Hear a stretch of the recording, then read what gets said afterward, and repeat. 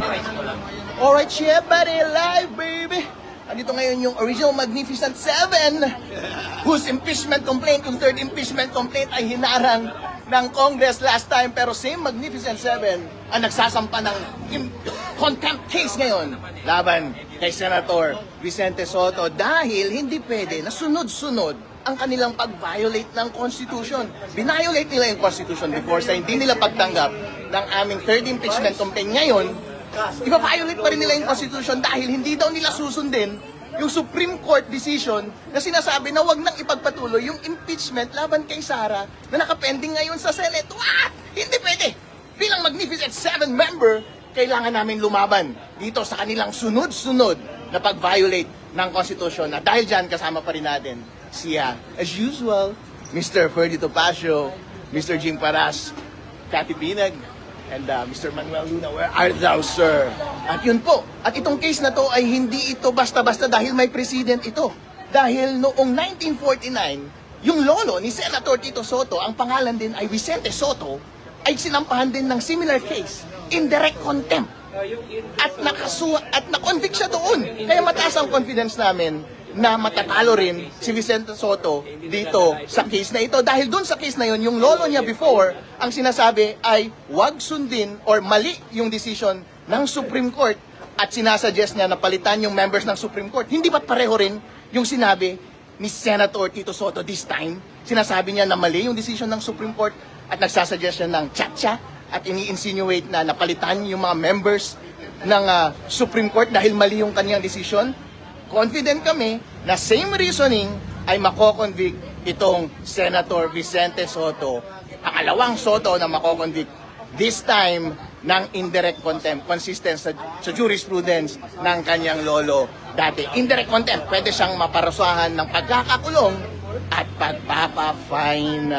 Kahit sabihin niyang freedom of speech niya yung kanyang pagsabi, sabihin na natin na given that, alam naman natin ang ating Supreme Court ay yung branch ng ating government na natitira na lamang na may modo pa na hindi sila nagsasalita kapag binubuli sila. Pero this time dahil nag-file kami ng petition case laban sa kanya, may pagkakataon ang Supreme Court ngayon na i-defenda or i-defend ang kanilang sarili formally dito sa case na ito. At pinagdarasal namin na ilalatag nila na parusahan din si Vicente Sotto III ng same fine or imprisonment dahil mali ang kanyang ginawa. Yeah, buddy! Alright! Sunod-sunod na paglabag ng konstitusyon ang ginagawa ng administrasyon na ito. Ang Magnificent Seven ay patuloy na lumalaban sa administrasyon sa kanilang consistent na paglabag ng ating konstitusyon. Hindi pwede na hindi ninyo tinanggap yung aming third impeachment complaint laban kay BBM, violating the Constitution, and this time gusto nyo pa rin i-violate yung Constitution sa pamamagitan ng hindi pagsunod sa desisyon ng Supreme Court at bubuhayin ninyo yung sinabi na illegal at void na impeachment case na nasa Senate ngayon. Wow! Grabe tong administrasyon na ito. Nagva-violate talaga kayo ng Constitution. Consistent. At makakaasa kayo. Kapag consistent kayong lumalabag sa batas at sa ating saligang batas, ang grupo na ito ay patuloy na lalaban sa inyo. Dahil kapag kami ay titigil, hindi pwede na magwagi ang kasamaan dito sa ating bansa. Yeah, buddy. Alright. Design nung kay Corona case. Yuhu! Masyado dilig sa sarili itong si as security advisory of Attorney Ferdy Topacio, yours truly, Attorney Manuel Luna, aking defensor, Attorney Aaron Espicio, my distinguished Mary Catherine Villas-Dinas, Ferdinand Emilio Garcia, are the complainants in this case. But together with us, we are very fortunate to have with us our good friend and always providing leadership for the former Congressman Taras in his complaint that we filed against Senator Sotto for indirect contempt. So I would like to give the floor first to Taras. Magandang hapon po. Sir, lapit lang sir. Lapit lang sir sa mic.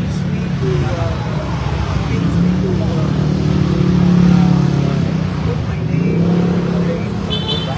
Sweden. I am with the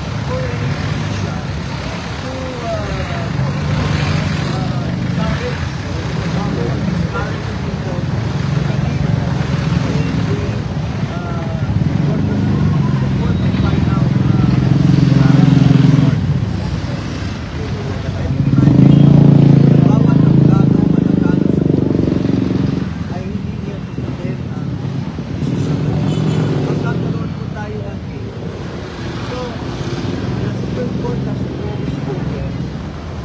And ang dami kong sinasabi na ina-apply Senate President Sara posisyon na kayo. Kaya na tayo sa whether the statements of any Supreme Court ay valid. Kaya po, sabihin ko ito,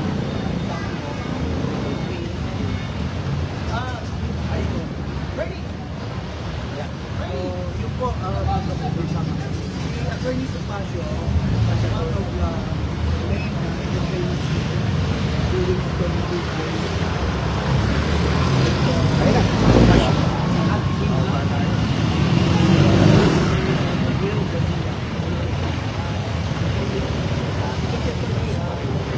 I'd like to introduce our co-complainant sa mga kapitang Excuse lang. Baba nyo nga yung mic, naka ano eh. Baba lang namin yung mic. Baba lang nga yung mic. Paano yung mukha ay Baba nyo yung Baba mic. na natin, Mike. Baba. Wala kami sinasabi. Wala. Sabi nyo rin. Baba nyo yung mic. hindi makita yung gandang lalaki. Ang taas eh. Para ka namin pinasusubo ng mic, sir eh. Okay na, sir. Konti pa. Okay na? Baba pa, konti pa. Okay. Mga sinasabi ko. Sir, harap ka sa camera. Sir, harap ka rito. Buka.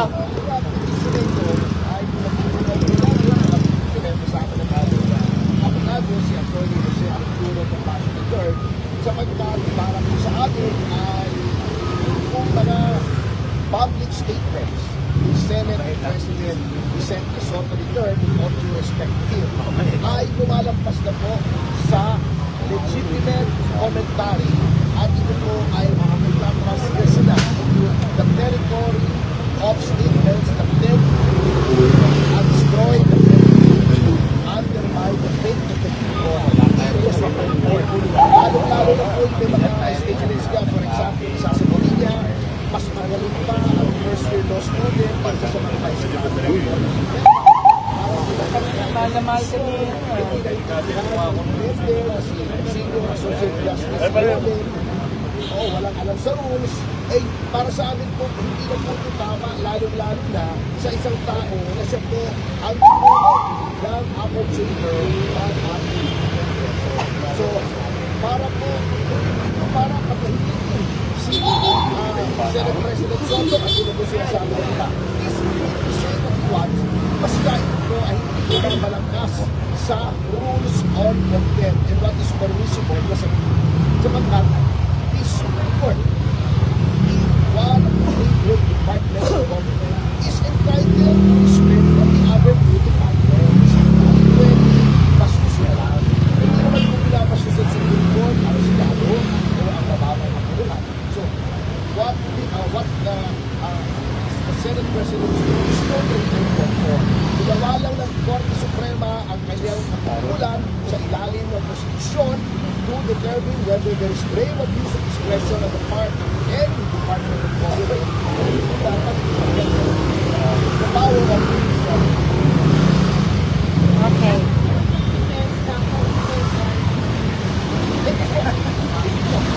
sapagkat kahit po equal ka, kaya nga po equal hindi ka pwede ikaw sabihin na mas mapagkita. Oo, na mas mapagkita, equal. Kayo ay may ginawa kayo sa impeachment. Pwede po yun sa Korte Suprema, Senado ka, Suprema, mali po yung ginawa nyo, hindi exercise of expertise. Dapat po nagpalatong. Kung natatandaan niyo po yung sa Amerika, yung war versus Bush sa Florida. Diba, nag-Florida ang Martin Lawson. Botohan sa Florida ay basically kabulan ng Amerika ng Estados Unidos. Natalo si War sa Korte Suprema. Ano sabi ni Al Gore, who was Vice President at the time? I do not agree with what the Supreme Court did, but I respect it that those are the equations of mature politicians in a mature democracy. Eh tayo parang bata tayo eh. Pag hindi natin tayo, nakibigod tayo. Hindi po dapat gano'n ang Senate President. Kasi kung ma-file na guilty of indirect contempt si SP Soto, ano po ba maging epekto nito sa kanya? May penalty po ba? Maaari po siya na ma-judge in indirect contempt. Maaari po siya pagalitan o ma-reprimand, ma-censure, nataas-taasan po siya po ay pagpuntahin, kami o makulong ng ari na po. Ano ay nagawa siya? Hindi po, outside. Actually po, yung mga sinabi niya sa loob ng halls of the Senate ay subject to separate complaint sa ethics committee na gagawin po namin. Kasi hindi po pwedeng galawin yung kahit sino. He can only be responsible for statements made as Senate President inside the halls of the Senate sa before his peers, yung kanyang kapwa mga senador. Pero yung mga sinabi niya sa labas, we are subject to the same acts as an ordinary citizen. Right. Inaayos po namin, inuna lang po namin ito kasi hindi na po talaga namin masimula. We are lawyers and therefore we are officers of the court. At kaya hindi po namin masimula yung ginagawa po ni Senate President Soto with all due respect to him. And just to add,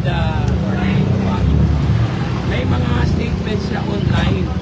Pwera doon sa interview kay Mr. Esquerra, meron siya mga online post sa Facebook niya which to my mind is degrading, demeaning, disrespectful of the integrity of the Supreme Court as an institution.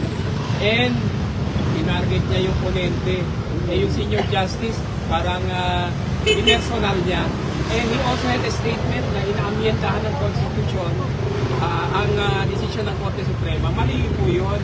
The Supreme Court is the final arbiter sa lahat ng constitutional questions. So very responsible yung pahayag ni Senate President Vicente Soto. May jurisprudence marami. In fact, As a matter of fact, may jurisprudence, pangalan din, Inre Vicente Soto, 1949. Lolo niya at senador din. At doon, indirect contempt. Same case at convicted siya. Nag-fine siya doon. At ang ginawa ng lolo niya doon ay pareho rin sa ginawa niya dito. Hindi-decide siya yung decision ng Supreme Court. In-intimidate niya yung Supreme Court. Pinuri niya yung Supreme Court. At sinabi, makapalitan yung mga laman ng Supreme Court. Yun din ang sinabi ni Senator Tito Soto dito. Mag-check sa tayo at palitan natin yung laman ng Supreme Court. Kaya mataas ang tiwala namin sa case na ito dahil merong precedent na lolo niya pa. At kung anong ginawa ng lolo niya dati, yun din ang ginawa niya ngayon at same case at same penalty rin ang lalabas laban sa kanya ngayon. indeed, history repeats itself. So yung sa Inri Soto, isa sa mga kaso yun na ni-review namin when we were taking the bar examination, di ba, for the verdict. Isang very famous and landmark case po yun. Eh sana nadala-dala na ito si Senate President Soto. Knowing that, yung lolo niya ay kinastigate ng Korte Suprema for indirect contempt before. Pero, I don't know kung anong ginawa niya, masyado niyang pinersonal ang ating Korte Suprema. And that is very bad to our system of democracy and the design of the Constitution. Ang Constitution natin ay klaro na binigay ang poder sa ating Korte Suprema na mag-interpret ng ating Constitution. Kahit pa impeachment ang issue. Kasi ang impeachment is provided in Article 11 of the Constitution. Dapat kalangin po ang desisyon ng Korte Suprema at Constitution. Early warning pa sa ibang senador o bata? It is not our place to warn anyone. Kasi siyempre kung senador sila, we just want to show that if you cross the line, kami po mga abogado ay we will not tolerate it. I'm also challenging the integrated power of the Philippines. Anong ginagawa niyo dyan mga kumpanyero? Kolekta kayo ng kolekta ng membership dues. Hindi naman pinagtatanggol ang Korte Suprema. Kami nalaman the integrated power should be the ones who are spearheading rules in the Supreme Court, yet we see nothing but silence. Masyado na po politicize na kasi ang ating integrated power. At saka, alam mo, doon sa mga sinasabi niya, parang directed pa niya ang Supreme Court na magsagawa sila ng constitutional amendment or charter change with the implication na parang i-abolish pa nila yung Korte Suprema. Eh, sila nga mismo, for so many decades now, under so many presidents, there has always been proposal to amend the Constitution through Constituent Assembly. But pagdating ng point na magsagawa na ng amendment to Constituent Assembly, it's always the Senate ang tumakas. Kasi takot sila na ma-abolish sila kasi parati nilang inaano yung voting separately or voting as one. Tapos here comes this guy, Soto, trying to talk about constitutional. Kaya nga, sinachallenge ko siya in one of my podcast. Hindi nga, Soto, ikaw na nga yung magsagawa ng amendment ng Constitution at tingnan natin kung maglakas loob ka ba na magkaroon ng Constituent Assembly for the amendment. I challenge the Senate to do a constitutional amendment.